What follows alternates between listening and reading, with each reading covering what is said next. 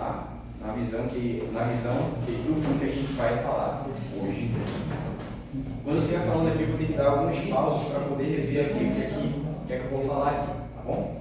Então, no Novo Testamento, a primeira coisa que a gente tem que lembrar é a centralidade de Cristo. É a centralidade de Cristo, tanto no Novo Testamento quanto no Apocalipse. O Apocalipse começa falando acerca da revelação de Jesus Cristo. Revelação de Jesus Cristo. O Apocalipse começa assim. Então, a centralidade tanto do Novo Testamento quanto do Apocalipse em Cristo.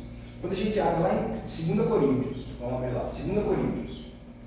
Hoje a gente vai ter que abrir alguns textos, porque eu botei poucos textos bíblicos aqui, botei só alguns, só os principais bíblicos. Aí a gente vai ter que abrir em alguns textos aqui. 2 Coríntios capítulo 1, verso 20.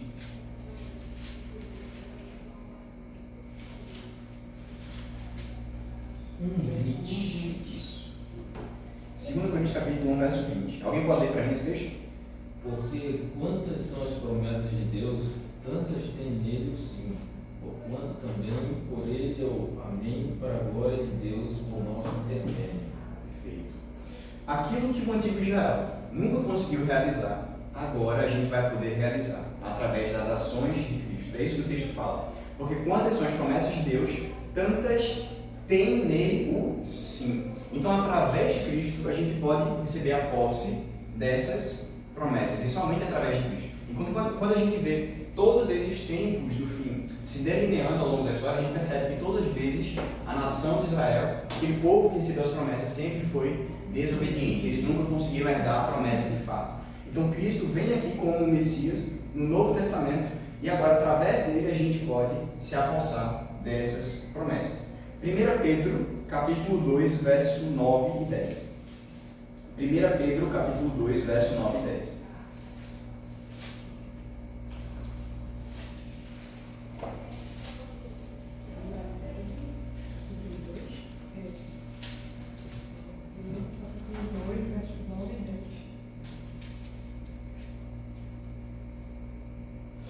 Alguém pode ler para mim esse texto? É 1 Pedro 2, 9 e 10.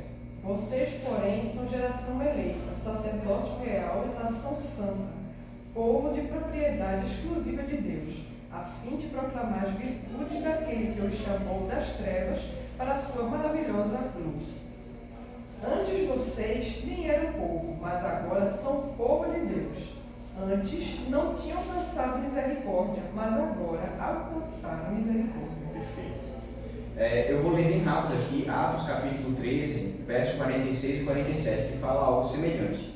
Diz assim, ó: Então Paulo e Barnabé, falando ousadamente, disseram: Cumpria a vós outros, em primeiro lugar, que fosse pregada a palavra de Deus. Mas posto que a rejeitais, e a vós mesmos vos julgais indignos da vida eterna, eis aí que nos movemos para os gentios. Porque o Senhor assim o determinou: Eu te constituí para a luz dos gentios, a fim de que sejais para a salvação até os confins da terra. Então, depois que o povo de Israel é rejeitado, essa salvação agora é trazida para os gentios. E aquele povo que uma vez não estava disponível a salvação para eles especificamente como povo, agora, através da fé em Abraão, esse povo pode adentrar essas promessas. Ezequiel, agora capítulo 38. Não, esses textos aqui dizem respeito àquela guerra. Vamos para Salmos, capítulo 2, verso 1 a 3. Salmos, capítulo 2, verso 1 a 3.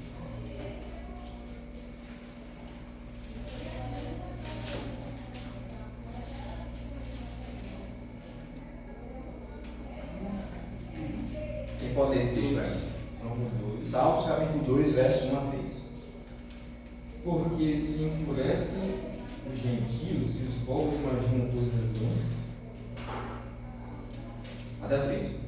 Os reis da terra se levantam e os príncipes conspiram contra o Senhor e contra o seu ungido, dizendo: rompamos os seus laços e sacudamos de nós as suas algemas. Perfeito.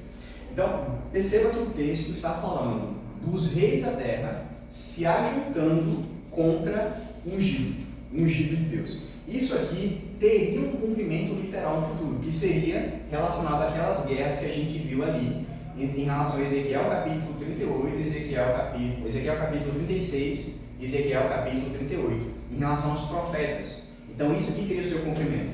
Só que, quando a gente vai para Atos dos Apóstolos, a gente percebe que isso teve seu cumprimento, mas não foi literal, foi espiritual. Onde é que está isso? Lá em Atos dos Apóstolos, no capítulo 4. Atos dos Apóstolos, capítulo 4. Verso 24 a 28. Atos dos Apóstolos, capítulo 4, verso 24 a 28. Atos, capítulo 4, verso 24 a 28.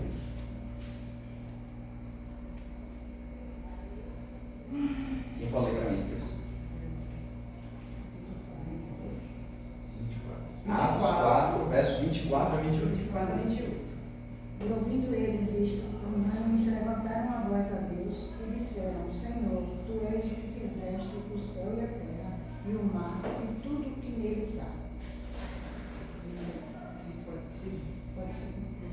Que disseste pela boca de Davi, teu servo, porque bramaram as gentes e os povos pensaram coisas vãs. Levantaram-se os reis da terra e os príncipes se ajuntaram a uma contra o Senhor e contra o seu ungido.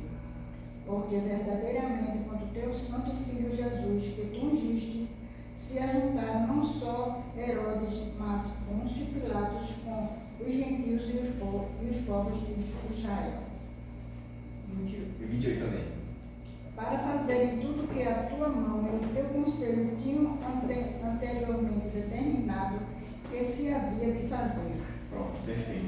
Então perceba, o apóstolo aqui, ele cita Salmos capítulo 2. Aquele Salmo capítulo 2 é um dos salmos que se referem ao Messias. E ele coloca aqui como sendo o seu cumprimento. Só que quando a gente vai para Salmo capítulo 2, o cumprimento é literal. Quer dizer, os reis da terra se juntam contra o Messias. E aquilo deveria ter acontecido naquela guerra. Só que eles novamente foram desobedientes, a aliança se quebrou. Depois a aliança intertestamentária também se quebra. E agora a gente tem o Novo Testamento. E no Novo Testamento, essa visão que seria simbólica, literal, perdão, passa a ser simbólica. Então agora você tem o Messias e se ajuntam contra o Messias, contra esse ungido, Herodes, Pôncio Pilatos e os gentios em torno de Israel. E aqui se cumpre Salmos capítulo 2. Então o que a gente encontra no Novo Testamento é o Antigo Testamento, que é literal, sendo espiritualizado, com a centralidade em Cristo. E através de Cristo a gente pode herdar essas promessas. Então quando a gente vai para Romanos, capítulo 9, essa base aqui é muito importante para a gente poder entender o Novo Testamento, tá? O papel do Israel de Deus no Novo Testamento. Então quando a gente lê lá no Apocalipse, Israel, o que está querendo dizer aquilo ali? É por isso que a gente está abrindo esses textos. Romanos capítulo 9, verso 6. E não pensemos que a palavra de Deus haja falhado, porque nem todos os de Israel são, de fato, israelitas. Esse texto a gente pode ler de duas formas. Nem todos de Israel são, de fato, israelitas. Primeira forma. Opa, tudo bem, Maria da Guerra? Seja bem-vinda. Boa noite. Então, a gente pode ler esse texto aqui de duas formas. Primeira forma. Perceba bem, dentro do Israel de Deus, existe um Israel. Dentro do Israel de Deus, existe um Israel. Não é todo o povo de Israel, de fato, que recebe a promessa. É o remanescente fiel que está dentro de Israel. Essa é uma primeira forma de ler. Então, por exemplo, Deus fez a promessa com Abraão, certo? E a sua descendência. Só que, inclusive no verso 7, Paulo cita aqui a questão de Isaac. No verso 7 ele fala assim, nem porém descendentes de Abraão são seus filhos, mas em Isaac será chamada a tua descendência. Por que ele fala isso? Porque Abraão teve dois filhos, Ismael e Isaac. Teve outros, mas Ismael e Isaac. E Ismael deveria ser o primogênito de acordo com a lei. Deveria ser o herdeiro, porque ele foi o primogênito. Então, só que ele nasce pela carne. Né? Ele nasce não segundo a promessa, mas a carne. Porque Abraão toma Agar, ele comete adultério e tem ali um filho. Só que a promessa de Deus era em relação a Isaac. Então perceba, não foi todo o povo, toda a descendência de Abraão que recebeu a promessa. Foi uma linhagem específica. Então nem todo o povo de Israel é israelita. Outra coisa que a gente pode ler também é que em relação a esse povo, Israel de Deus, existem pessoas que não fazem parte da nação de Israel, quer dizer, os gentios. Então nem todo o povo de Israel é, na verdade, israelita. Então, no Novo Testamento, a definição de Israel muda. Israel passa a ser agora esse Israel espiritual. Isso é o antídoto para a gente ser liberto de várias heresias, de várias coisas, de várias interpretações erradas que a gente encontra no Apocalipse. Então tem muitos irmãos por aí que abrem o Apocalipse e pensam, Israel está ali, é o povo de Israel mesmo, é o Israel literal. Só que quando a gente vai para o Novo Testamento, a gente encontra uma nova definição do que é o Israel. Então a gente tem que partir do pressuposto e interpretar o Apocalipse a partir dessa definição que o Novo Testamento nos traz. Então quando a gente abre, por exemplo, lá em Gálatas capítulo 3, verso 28 e 29, olha só o que diz. Gálatas capítulo 3, verso 28 e 29. O que é que diz aí? 3, 28 e 29. Dissarte, não pode haver judeu nem grego, nem escravo nem liberto, nem homem nem mulher, porque todos vós sois um em Cristo Jesus, e sois de Cristo também, sois descendentes de Abraão e herdeiros segundo a promessa. Esse texto aí ele é autoexplicativo sobre tudo isso aqui que a gente falou. Então, novamente, a definição de Israel é mudada quando a gente vai para o Novo Testamento.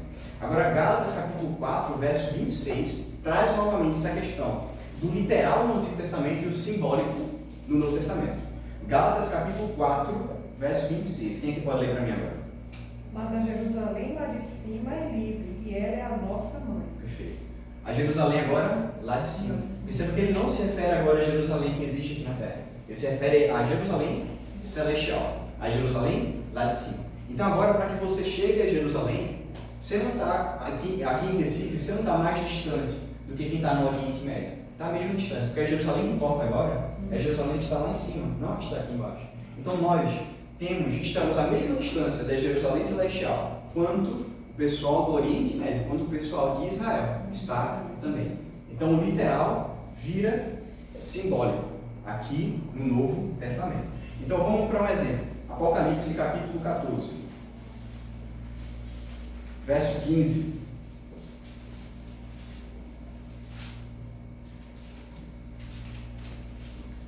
Apocalipse capítulo 14, verso 15.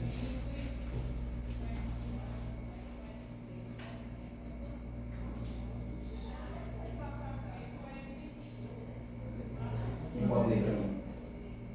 E outro anjo do templo clamando com grande voz, e um outro anjo saiu do templo clamando com grande voz ao que estava assentado sobre a nuvem: lança tua foice e seca, é já vinda a hora de secar, porque já a seara da terra está madura. Perfeito. Olha o verso 16. E aquele que estava sentado sobre a nuvem passou sua foice sobre o quê? A terra. A terra. E a terra foi Secada. ceifada. Perceba que ele está falando, o anjo passou sua foice sobre Israel. Ele fala sobre a terra. E a terra inteira é ceifada. Esse é o momento em que ele separa o joio do trigo. É a ceifa. É a ceifa. E essa ceifa se dá na terra inteira, não se dá apenas em Israel. Não é em relação à sua segurança, não? Hã? Não, A ceifa é de fato a separação do joio do trigo. Né? A separação do joio do trigo. Então, a gente encontra. Mas agora o senhor falou uma coisa que eu fiquei na dúvida. Mas, enfim, o que importa aqui não é o evento que está acontecendo, e sim onde ele acontece. Né? Por isso que eu trouxe esse texto. Em relação à terra toda, está acontecendo esse evento e não apenas em Israel. Portanto, quando a gente vai para o Apocalipse, existem eventos que são globais e não locais. Tem alguns que são locais específicos, mas em sua maioria eles acontecem de forma global. Então, por exemplo, quando a gente abre lá em Apocalipse e lê sobre os 144 mil, que fala acerca das 12 tribos, a gente não pode concluir de fato que aquele texto se refere a Israel que existe hoje. Por quê? Porque o significado de Israel foi redefinido de acordo com o Novo Testamento. E agora nós também fazemos parte desse Israel, segundo aquele texto que a gente leu de Gálatas capítulo 3. Então isso nos protege de muitas heresias, muitas coisas que são pregadas por aí e que não estão na Bíblia Sagrada. Agora a gente vai para 2 Tessalonicenses. 2 Tessalonicenses capítulo 3.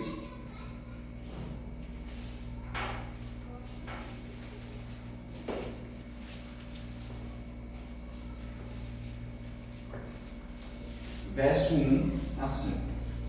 2 Tessalonicenses, capítulo 3, verso 1 a 5.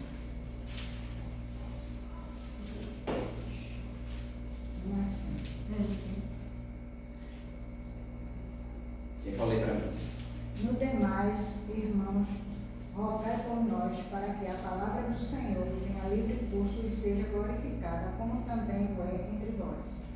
E para que sejamos livres de homens dissolutos e maus, porque a fé não é de todos, mas... Perdão. Capítulo 2. Eu errei o capítulo. Capítulo 2. Capítulo 2, verso 1 a 5. Ora, irmãos, rogai-vos pela vinda de nosso Senhor Jesus Cristo e pela vossa reunião com Ele, que não vos movais facilmente do vosso entendimento, nem vos perturbeis, quer por espírito, quer por palavra, quer por epístola, como de nós, como se o dia de Cristo estivesse já perto. Ninguém de maneira alguma vos engane, porque não será assim, sem que antes venha a apostasia e se manifeste o homem do pecado, o filho da perdição, o qual se opõe e se levanta contra tudo que se chama Deus, ou se adora, de sorte que se assentará como Deus no templo de Deus, querendo parecer Deus. Não vos lembrais de que estas coisas vos dizia quando ainda estava convosco? Perfeito. E agora... Até aí. Então vamos lá. Paulo está falando aos Tessalonicenses de escatologia. Está falando sobre o tempo do fim.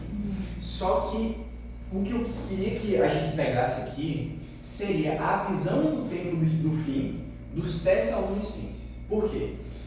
Quando a gente lê esse texto, é bem difícil da gente pegar isso, porque é como se a gente tivesse numa ligação e a gente estivesse escutando só um lado. Porque é Paulo falando com os Tessalonicenses.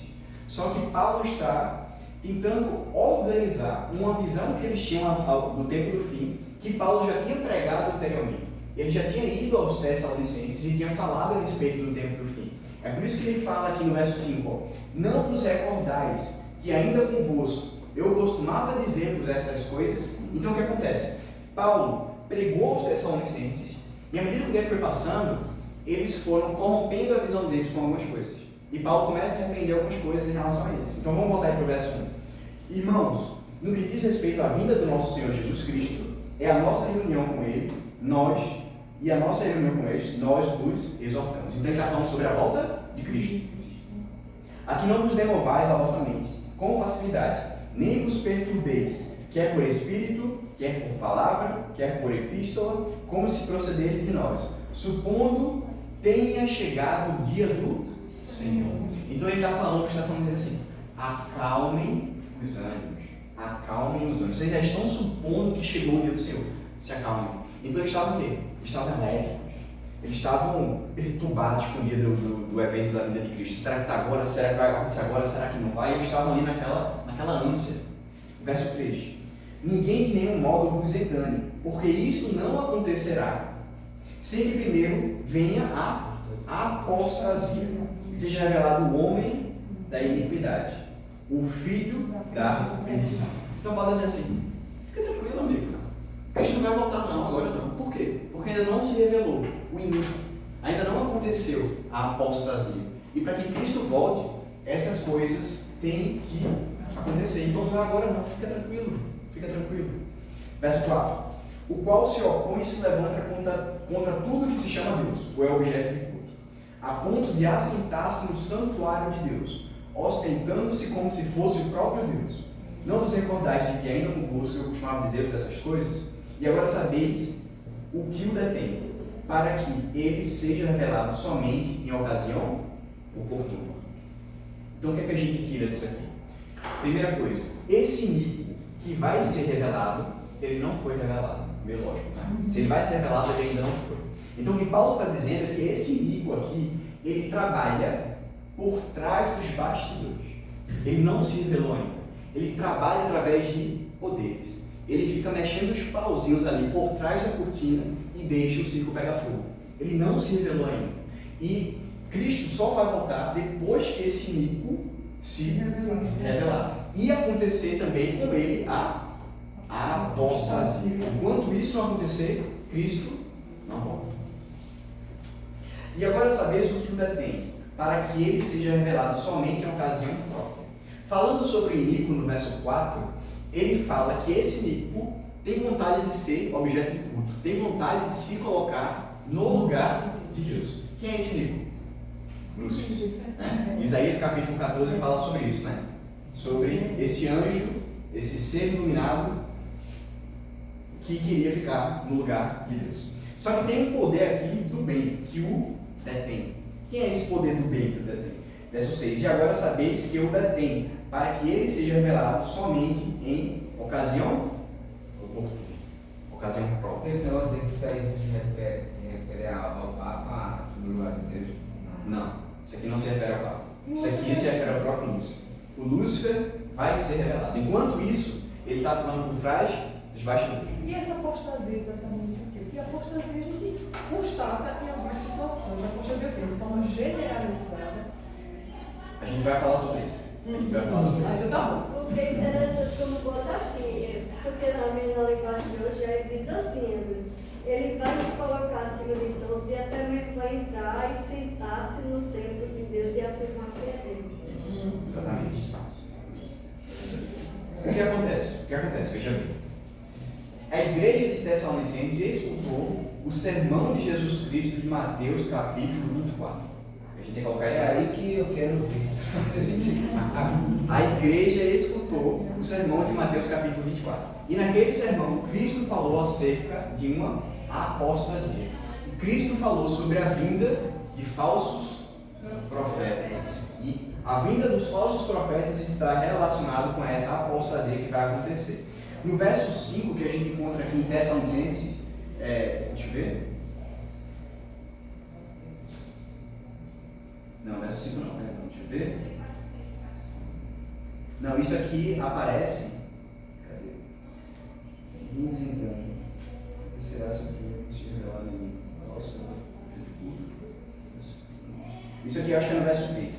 Ninguém de modo vos engane, porque isso não acontecerá sem que primeiro venha a apostasia e seja revelado no homem o iníquo da perdição. Eu não sei se é no verso 3, de fato, talvez tenha sido. É verso 2, ó.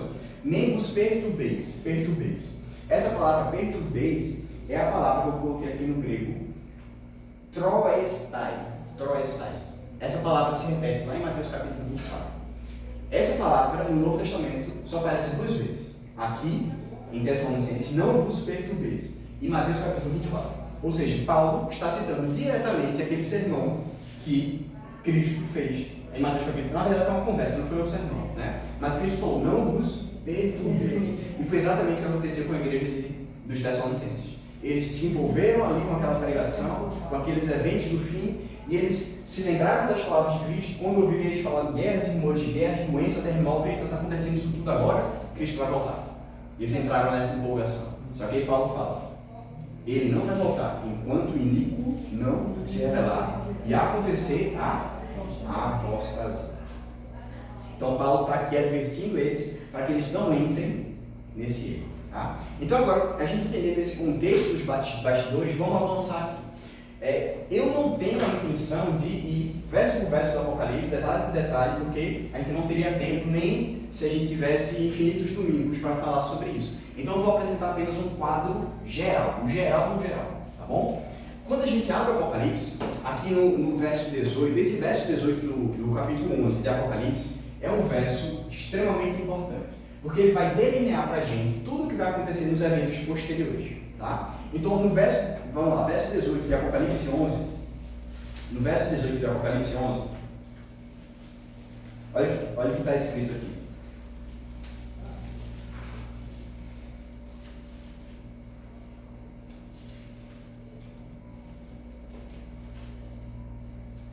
Verso 18 de Apocalipse 11.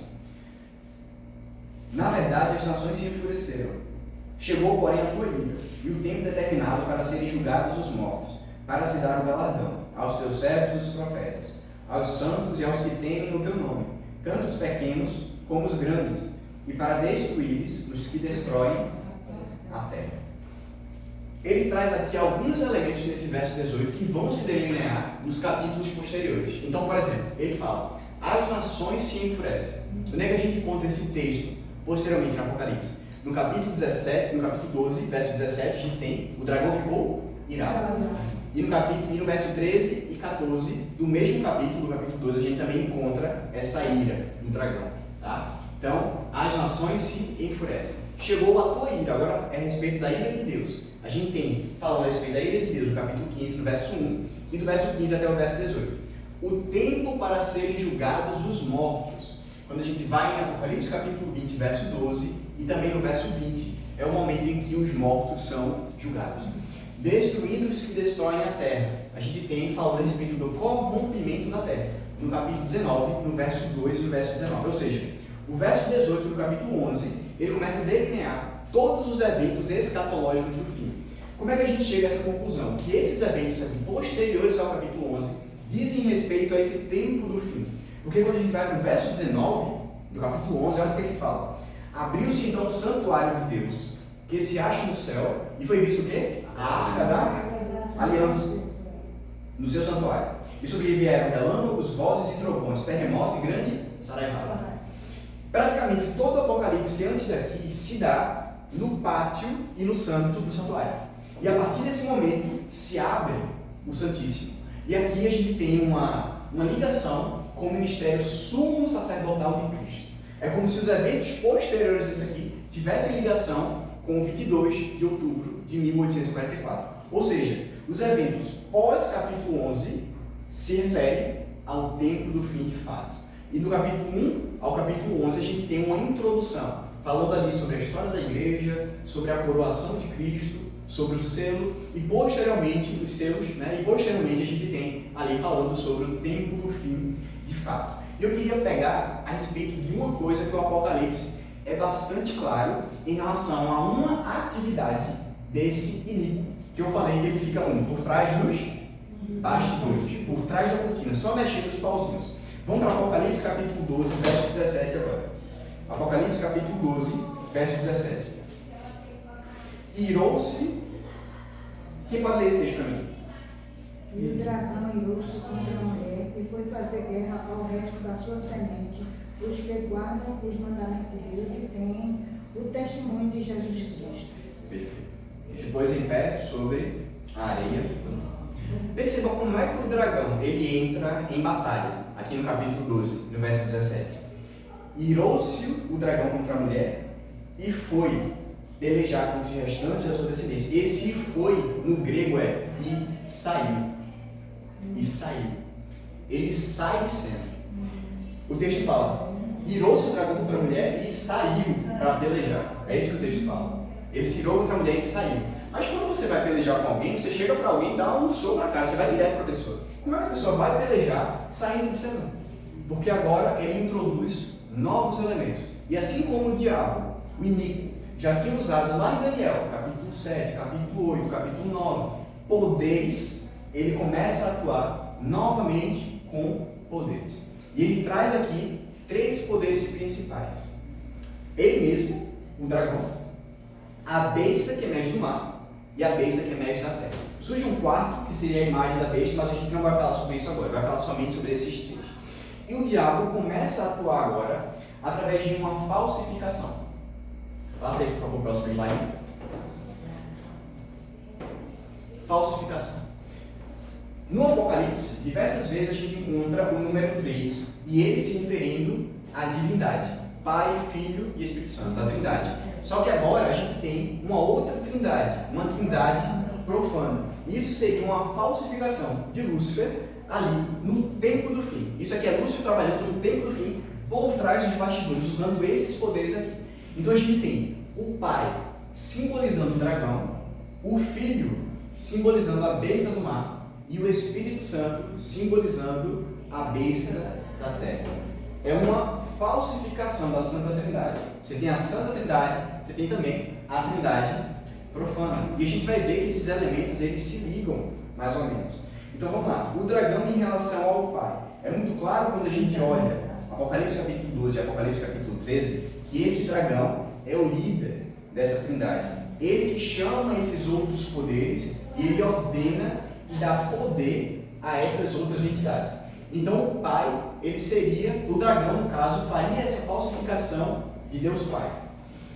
Agora, em relação à besta do mar. A besta do mar tem uma ligação muito forte com a figura, com a falsificação do filho.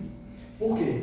Quando a gente lê Apocalipse, capítulo 13, verso 2, Apocalipse, capítulo 13, verso 2, diz assim, ó: a besta que vi era semelhante a leopardo, com os pés como de urso, boca como de leão, e o dragão deu o seu poder, o seu trono e grande autoridade. Então a gente tem aqui o dragão dando poder à besta do mar. Quando a gente vai para Mateus capítulo 28, verso 18, a gente encontra uma cena semelhante com um pai e filho. Mateus capítulo 28, verso 18. Mateus 28, verso 18. Jesus, aproximando-se, lhes falou, dizendo: toda a autoridade me foi dada, no céu e na terra. Quem foi que deu essa autoridade a Cristo? O Pai. Quando a gente vai para o Apocalipse capítulo 13, a gente vê o dragão dando autoridade à besta do mar. O dragão fazendo o papel do pai e a besta do mar fazendo o papel do filho. Mas tem mais, a gente não vai parar por aqui não. No verso 3 não, deixa eu ver. Apocalipse capítulo 13, agora voltando para Apocalipse capítulo 13. Verso 5. Apocalipse capítulo 13, verso 5, diz assim, ó: foi-lhe dado a boca que proferia arrogância e blasfêmias, e a autoridade para agir por 42 vezes. Quanto tempo durou o ministério de Cristo? 3 anos. 3 anos e meio. O que são 42 vezes? 3 anos e meio. Ou seja, nesse texto, na besta do mar, a gente encontra uma falsificação do ministério de Cristo. Enquanto Cristo teve o seu ministério por 3 anos e meio aqui na terra, a besta do mar também vai exercer o seu ministério por 3 anos e meio. Verso 3 agora. Então vi uma de suas cabeças como golpeada de morte. No final do ministério da besta do mar, desses 3 anos e meio, a besta morre. Ela é golpeada de morte. Mas essa ferida mortal foi curada. Ressuscitou. A besta do mar tem um ministério de 3 anos e meio. No final do seu ministério ela morre. Uma das suas cabeças é cortada de morte e depois ela ressuscita. É uma completa falsificação em relação ao ministério de Cristo. Agora, a gente vai para a besta da terra. Tá? Então você já deve estar supondo aí que a besta da terra tem algum tipo de proximidade com o Espírito Santo. É isso? Vamos ver? Primeira coisa, a besta da terra tem 2 chifres. E ela fala como o quê? Como um cordeiro. Ela é muito semelhante a um cordeiro. Concorda comigo? Jesus Cristo disse assim, lá em João: eu pedirei ao Pai e Ele vos dará outro Consolador. Note uma coisa, Cristo é o Consolador. Ele vai trazer outro Consolador. Apesar de Cristo ser o Consolador também, depois que Ele for, Ele vai trazer outro. Então Cristo é o Consolador, mas Ele vai trazer também outro Consolador. E é semelhante ao cordeiro, Jesus também é cordeiro. Jesus também é o Cordeiro. Só que tem uma coisa, o Espírito Santo, ele é como Cristo. Por quê? Porque ele vai fazer a função que Cristo iria fazer caso estivesse aqui, mas ele vai estar no céu fazendo juízo investigativo. Então quem vai descer e fazer aquela função que Cristo deixou vai ser o Espírito Santo. Da mesma forma, a besta do mar sai de cena e agora a besta da terra começa a atuar. Mas a gente vai ver que a besta da terra consegue poder e volta a atenção das pessoas para a besta do mar. Apocalipse capítulo 13, verso 11. Vi ainda outra besta emergir da terra, possuía 2 chifres, parecendo cordeiro, mas falava como dragão. Exerce toda a autoridade da primeira besta. Veja, a besta da terra exerce a autoridade da primeira besta, que é a besta do mar. Faz com que a terra e os seus habitantes adorem o quê? A primeira besta. Qual é o papel do Espírito Santo? Levar as pessoas a Cristo. E o papel da besta aqui, a besta da terra, é levar as pessoas até a besta do mar. A gente vai perceber que a atuação da besta da terra é praticamente a todo momento voltar a atenção para a besta do mar. Até porque ela que constrói a imagem da besta. E a imagem da besta é semelhante à besta do mar. Verso 13. Também opera grandes sinais de maneira que até fogo no céu faz descer a terra diante dos homens. Aí a gente olha para Atos capítulo 2. Pentecostes, o momento que fogo desce do céu. E quem foi que produziu o Pentecostes? O Espírito Santo. O que a gente tem aqui, irmãos, é um falso Pentecostes. Eu vou abrir só um pequeno parênteses, certo? A besta que emerge da terra, eu não vou ter tempo para explicar isso aqui, é uma referência aos Estados Unidos. Aí eu pergunto a vocês, onde foi que surgiu o movimento pentecostal? Também opera grandes sinais, de maneira que até fogo do céu vai descer a terra, diante dos homens. Seduz os que habitam sobre a terra por causa dos sinais que lhe foi dado a executar diante da besta, dizendo aos que habitam sobre a terra que façam uma imagem à besta, aquela que foi ferida a espada lhe sobreviveu. E lhe foi dado a comunicar fôlego à imagem da besta, para que não só a imagem falasse, como ainda fizesse morrer, quantos não adorassem a imagem da besta. O que mais a Bíblia traz sobre os enganos, falsificação, que o dragão faz aqui no Apocalipse? Vamos voltar agora para 2 Tessalonicenses capítulo 1. Agora tem aí, Satanás, que a adoração dele é sempre autorizando, porque se Deus vier até a pessoa vai morrer, e Jesus Cristo de Deus, ele é por amor. 2 Tessalonicenses capítulo 2, verso 8 e 9.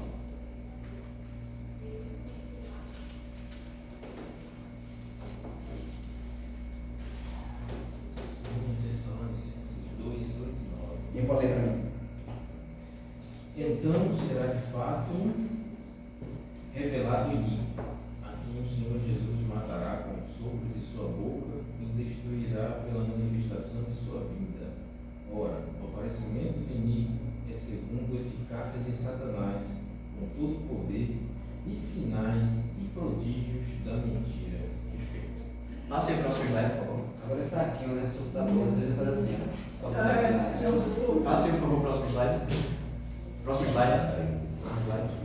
Fiquei empolgado. Olha, isso aqui foi um texto que eu falei, botei em relação a outra ligação que existe, eu esqueci de falar, em relação ao filho e o dragão, tá? Porque a Ellen White, quando tem uma visão, ela fala assim: contemplei um semblante de Jesus e admirei a sua adorável pessoa. Não pude contemplar a pessoa do Pai, pois uma nuvem de gloriosa luz o cobria. Perguntei a Jesus se o Pai tinha forma dele. Jesus disse que sim. Mas eu não poderia contemplá-lo, pois disse: se uma vez contemplares a glória de sua pessoa, deixarás de existir. Ellen White pergunta a Jesus Cristo se o Pai tinha a mesma forma de Jesus. E Jesus diz: sim, mas você não pode ver, porque se você ver, você vai morrer. E quando a gente abre sobre a definição do dragão, em Apocalipse capítulo 12, no verso 2, a gente vai ver que ele tem 7 cabeças e 10 chifres. Apocalipse capítulo 13, verso 1 e 2, também é dito que a besta que emerge do mar também tem 7 cabeças e 10 chifres. Quando Jesus Cristo estava aqui na terra, ele falou: quem vê a mim, vê ao Pai. Então, eles têm mais ou menos a mesma forma. E assim também o dragão e a besta do mar têm também a mesma forma. Era outra ligação aí que eu esqueci de fazer. Passa o próximo, por favor. 2 Tessalonicenses capítulo 8, que a gente leu agora, né? Até o verso 10. Eu vou ler aqui a partir do ora. Ora, o aparecimento do iníquo é segundo a eficácia de Satanás, com todo o poder e sinais e prodígios e mentira, e com todo engano e injustiça aos que perecem, porque não acolheram o amor da verdade para serem salvos. A palavra vinda aparece 2 vezes nesse texto. Aqui e aqui.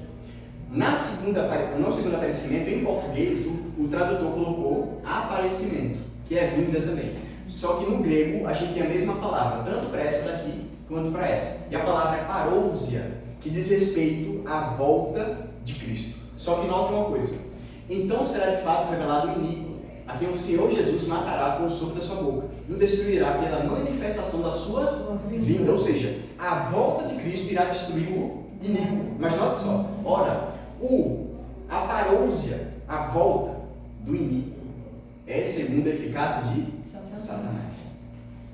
A volta, não é aparecimento, é a volta do iníquo. O que é isso? É a falsificação da volta de Cristo.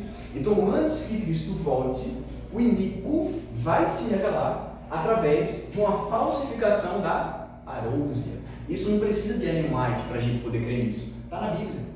O próprio diabo vai fazer um aparecimento, uma parousia, uma volta. E vai ser uma falsificação da volta de Cristo. Aqui a gente poderia fazer tanto estudo, mas tanto estudo sobre isso aqui, sobre as outras religiões, sobre as pessoas que esperam o Messias. Você tem no budismo, você tem no Islã, você tem no os próprios evangélicos que creem nisso. Algumas igrejas evangélicas que a gente tem por aí creem em duas voltas de Cristo. Uma que vai ser secreta e outra que vai ser de forma real. Imagina isso daqui acontecendo. Isso aqui seria uma primeira vinda, vai ter duas vindas. Uma vai ser falsa e outra vai ser verdadeira. Isso aqui vai ser como se fosse a faca quente na manteiga para que os evangélicos creiam que essa vinda aqui vai ser de fato aquela vinda onde os crentes seriam arrebatados. Passa aí o próximo slide, por favor. Misericórdia, peraí, deixa eu ver se eu me organizo, né? Eu tenho muita coisa para falar Eu ainda. sei, mas você vai ter que responder. Mas deixa eu só terminar. Que a gente pode ficar aqui falando sobre isso. Vamos lá. Muita pergunta boa. É porque ela fica bebinha com isso. Ó, Atos capítulo 2, verso 22. Varões israelitas, atendei a estas palavras. Jesus o Nazareno, varão, aprovado por Deus, diante de vós, com milagres, prodígios e sinais, os quais o próprio Deus realizou por intermédio dele entre vós, como vós mesmos sabeis.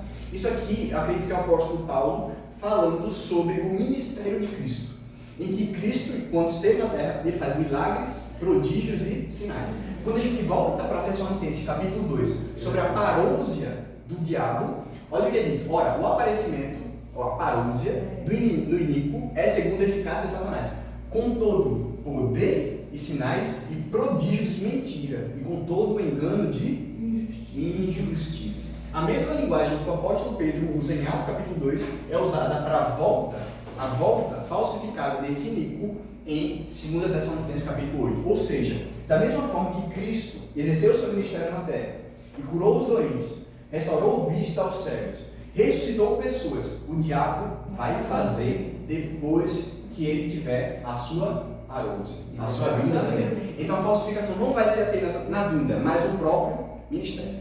Ele vai exercer o ministério de Cristo aqui na terra. Próximo slide.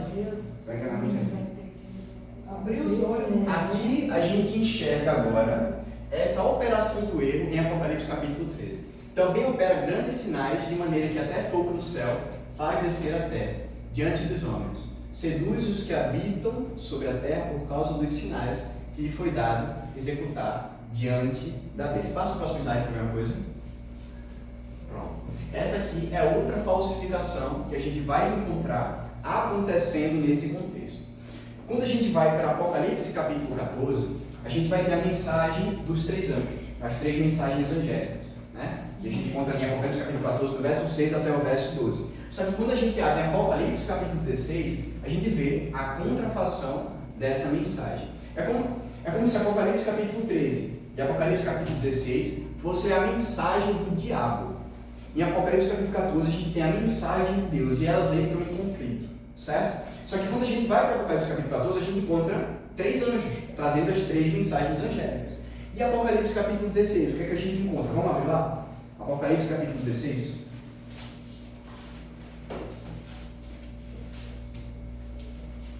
Verso 13. Apocalipse capítulo 16, verso 13. Então vi sair da boca do dragão, da boca da besta e da boca do falso profeta três espíritos imundos, semelhantes a rãs. Perceba, você tem o dragão, a besta que emerge do mar, a besta que emerge da terra. Em Apocalipse capítulo 16, o dragão, a besta e o falso profeta. Novamente uma trindade. E depois, três espíritos imundos semelhantes a rãs. É como se cada espírito imundo saísse da boca de um. Você tem um espírito imundo saindo da boca do dragão, um espírito imundo saindo da boca da besta e um espírito imundo saindo da boca do falso profeta. E esses dragões, bestas e falso profeta têm uma ligação com aquela trindade falsa que eu falei em Apocalipse capítulo 13. Então o dragão, ele é repetido aqui, a besta do mar também é dito a besta, e a besta da terra seria o falso profeta, que é algo muito sugestivo, porque quando a gente foi em Apocalipse capítulo 13, a gente vê que ele faz falsos sinais, e tem falsos profetas nesse contexto ali, e faz cair fogo do céu. Então a gente vê que é um falso cristianismo que acontece nesse contexto. E como resultado disso, nós temos três espíritos imundos. O que são espíritos imundos? Vamos ler o próximo verso? Verso 14. Porque eles são o quê? Espíritos de demônios. O que é um demônio? Demônio é um anjo caído. Você tem em Apocalipse capítulo 14 as 3 mensagens angélicas. E em Apocalipse capítulo 16 você tem também as 3 mensagens angélicas. Só que são as mensagens dos anjos demoníacos. Então você tem novamente a falsificação. É o que dizem, né? O diabo não faz nada novo. O que ele faz é pegar a verdade e deturpar completamente a verdade. Ele trabalha com a falsificação. Mas para que exista o falso, tem que existir também o verdadeiro. Então a gente vê esses falsos sinais acontecendo e se repetindo em diversos textos. Acontecem aqui em Apocalipse capítulo 16, acontece em Apocalipse capítulo 13, acontece em 2 Tessalonicenses capítulo 2, verso 8 a 10, acontece quando Jesus contou ali no sermão, no Monte das Oliveiras para os discípulos, Mateus capítulo 24, ele repetiu diversas vezes sobre falsos sinais que iriam acontecer no tempo do fim. Só que a advertência de Cristo ela é muito mais severa, ela é muito mais preocupante, porque ele fala que esses falsos sinais seriam capazes de enganar até mesmo quem? Até mesmo os eleitos. Você já parou para pensar? O que é que poderia acontecer em relação a esses falsos sinais? O que é que poderia acontecer? Quais seriam esses falsos sinais que poderiam surgir? Passa aí para o próximo slide, deixa eu ver se tem mais alguma coisa. Não, tem não. Pode voltar. Então, em relação aos slides, a gente acabou. Você já parou para pensar quais seriam esses falsos sinais? Não é a personificação de Cristo. É a personificação de Cristo. Ai, como é que a gente vai saber hoje? Mostra a cuidado aí. Não, porque eu acho que é muito. Mas não, como ele mesmo, o próprio Deus manda a gente vigiar, mas tem uma forma de você fazer isso. Não, não. Isso é preocupante. Sim. É, por exemplo, aqui, ó, ele disse que esses 3 espíritos vão ao reino do mundo inteiro, a fim de ajuntar para a batalha no grande dia de Deus, o Todo-Poderoso. Quer dizer, já vai juntar, né? Olha só.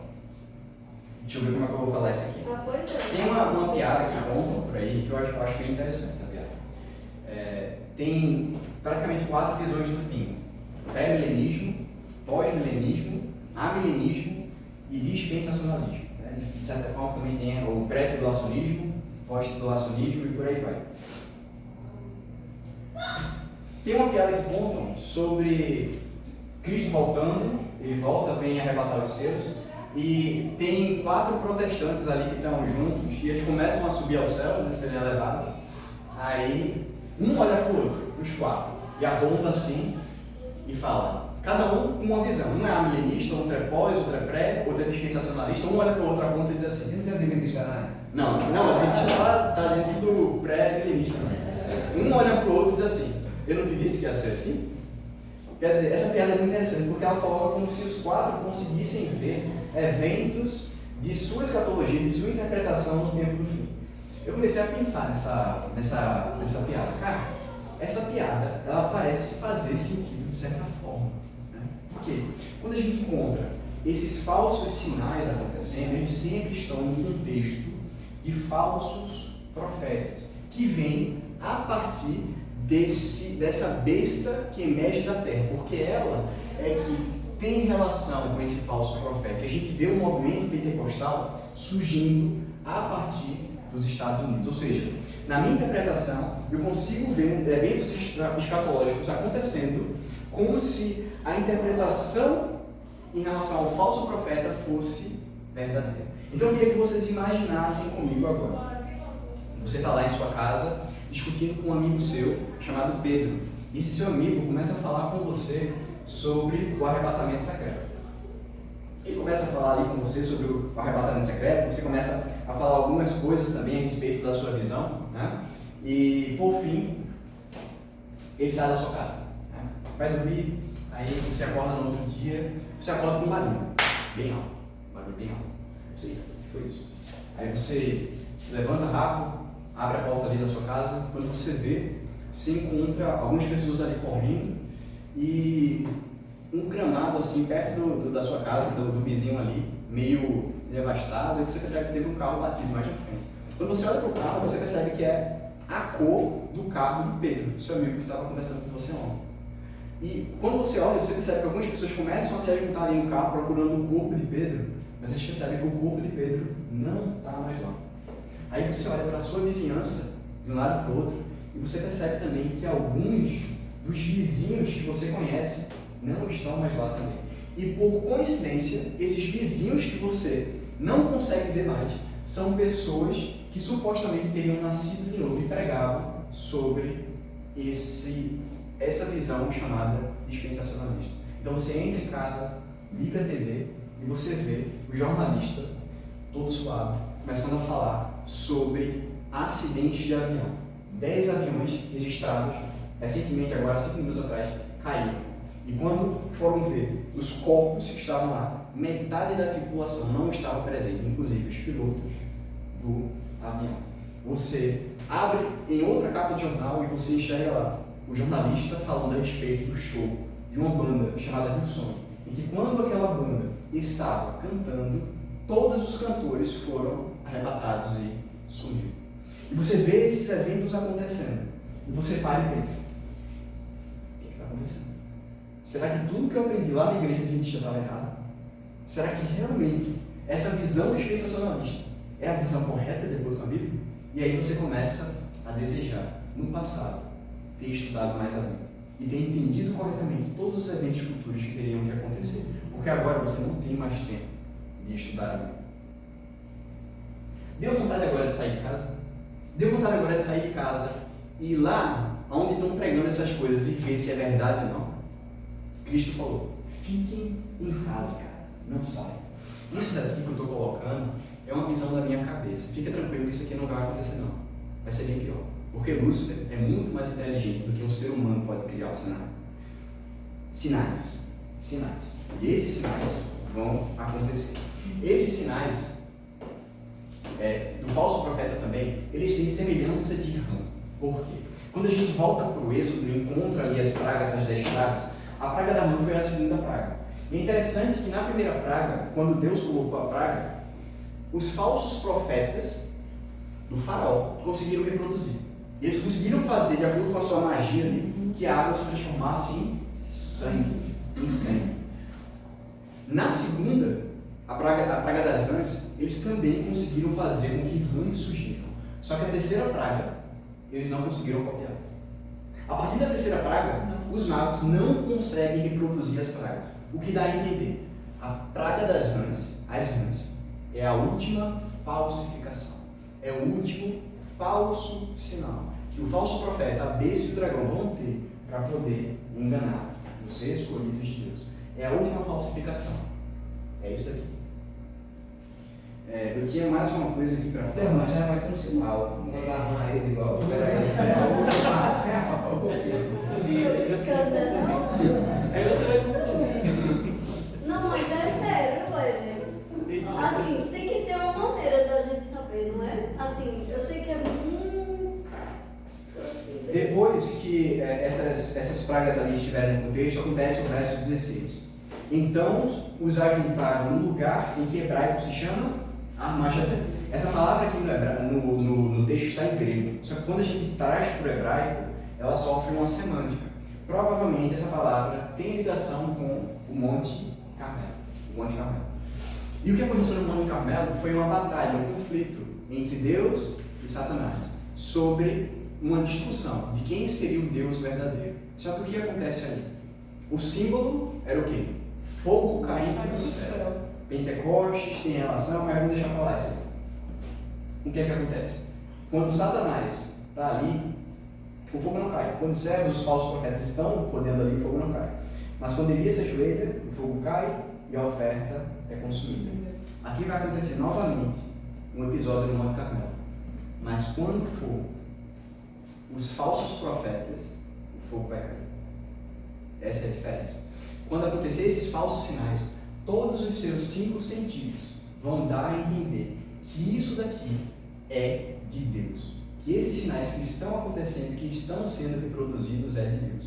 Aí do lado você vai ver o falso profeta, ele indo até Israel, se sentando no trono, e as bênçãos que a gente viu ali do Antigo Testamento supostamente acontecendo, as promessas acontecendo sobre Israel e eles prosperando, e você vai pensar, cara, estava tudo certo em relação ao que os dispensacionalistas estavam dizendo.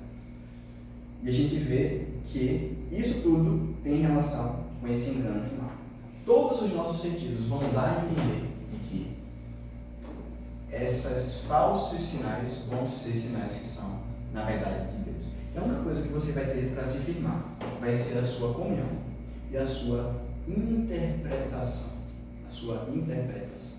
Então você vai ter que ter base, fundamento, racional, para que você consiga distinguir o que é que está acontecendo de acordo com a Bíblia. Se você não tiver esse fundamento bíblico, o racional não vai existir. Você vai ter que apenas se firmar pela sua comunhão com Deus.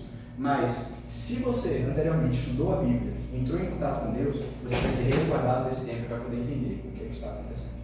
Também Jesus, quando voltar, Porque você sabe, né, que ele vai.